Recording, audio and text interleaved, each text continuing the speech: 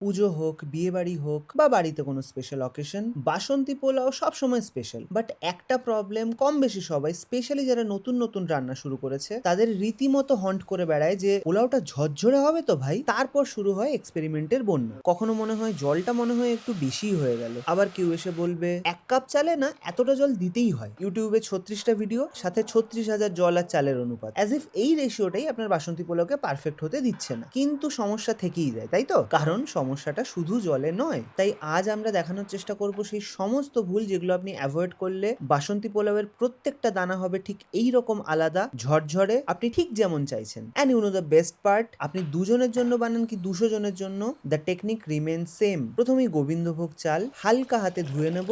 যদি অন্য চাল ইউজ করতে চান, চেষ্টা করবেন যেন লো স্টার চাল হয়, মানে নর্মাল ভাত করার সময় ভাতের মাড় যত পাতলা হবে সেই চাল আপনার পোলাওয়ের জন্য ততটা ফিট। প্রথম রুকি মিস্টেক, ভেজা চাল দিয়ে রান্না শুরু করা। জানি মনে হবে ধর করে দিত, কি আর হবে? হবে, অনেক কিছু হবে। আপনার গোটা পোলাও ঘেঁটে যাবে, গেস্টের কাছে আপনার নাম খারাপ হবে। আমরা কেউই সেটা চাই না, রাইট? তাই ভালো করে একটা কাপড় এরকম ছড়িয়ে পাখার তলায় শুকিয়ে নিন। এরকম মোটামুটি শুকিয়ে গেলে তাতে একে একে ঘি, খুব ইম্পর্টেন্ট, আর একটু আদা বাটা। আদা বাটাটা কমের দিকেই রাখুন, জাস্ট একটা আন্ডারটোন ফ্লেভার দেবে। হলুদ খুব বেশি নয়, আমরা বাসন্তী পোলাও বানাচ্ছি, হলুদ পোলাও নয়। বাকি কোনো কিছুর ফ্লেভারকে ওভার পাওয়ার করতে দেওয়া যাবে না। ব্যাস, এটা মিনিট 15 মাখানো থাক। ততক্ষণে আমরা একটু ঘিতে কটা কাজু আর কিশমিশ বেশ করে ভেজে নেব। দুটোই লো ফ্লেমে ভাজুন, ধীরে ধীরে রং ধরবে তো একদম ভেতর অব্দি ভাজা হবে। এবারে ওই ঘিতেই দারচিনি, লবঙ্গ, এলাচ, তেজপাতা ফোড়ন দেব।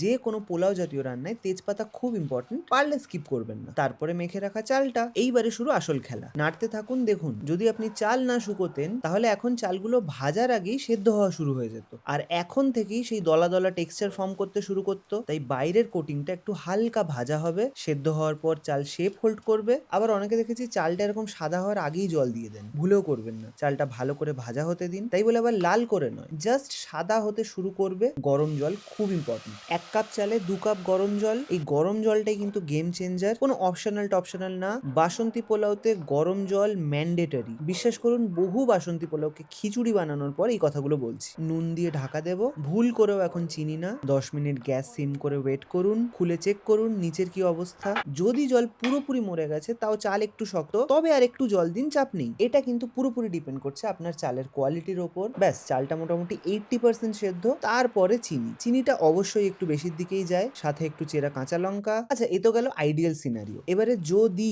ব্যাপার স্যাপার হাত থেকে বেরিয়ে গেছে, আপনার পোলাও ঘেঁটে কি করবেন? আগেন চিনির পরিমাণটা একটু বাড়ান, আর দ্বিতীয়ত ওপরে একটু এক্সট্রা ঘি ছড়ান, একটু বেশি। এখন হেলথ নিয়ে ভাবার সময় নয়। আর তৃতীয়ত অন্তত 15 থেকে 20 মিনিট গ্যাস অফ করে ঢাকা দিয়ে ভাতটাকে একটু রেস্ট করতে দিন। কুকিং প্রসেসটা শেষ হোক, চালের স্টার্চ গুলো একটু শিথিল হোক, তারপর খুলে দেখবেন যতটা বাজে ভাবছিলেন ব্যাপারটা ততটাও বাজে হয়নি। তাহলে একটু গভীরে গেলে দেখবেন আপনার বাসন্তী পোলাও ঝরঝরে না হওয়ার পেছনে কালপ্রিট কিন্তু একা জলের মাপ ছিল না। জলের মাপের সাথে সাথে চালটাকে ঠিক করে ম্যারিনেট করা, ধীরে ধীরে ভাজা, আর সঠিক সময় চিনি দেওয়াই কিন্তু রিয়েল ডিফারেন্সটা তৈরি করে। বলতে কোনো বাধা নেই, আমাদের অডিয়েন্স আমাদের থেকে অনেক বেশি জ্ঞানী। তাই আপনারাও যদি কোনো সিক্রেট টিপ ফলো করেন, কমেন্টে প্লিজ জানান। আর এই ঝরঝরে বাসন্তী পোলাও আপনি ঠিক কার সাথে খেতে পছন্দ করেন সেটা জানাতেও ভুলবেন না। সাবস্ক্রাইব আশা করি আপনি করেই রেখেছেন। আজ আসি, আবার দেখা হবে।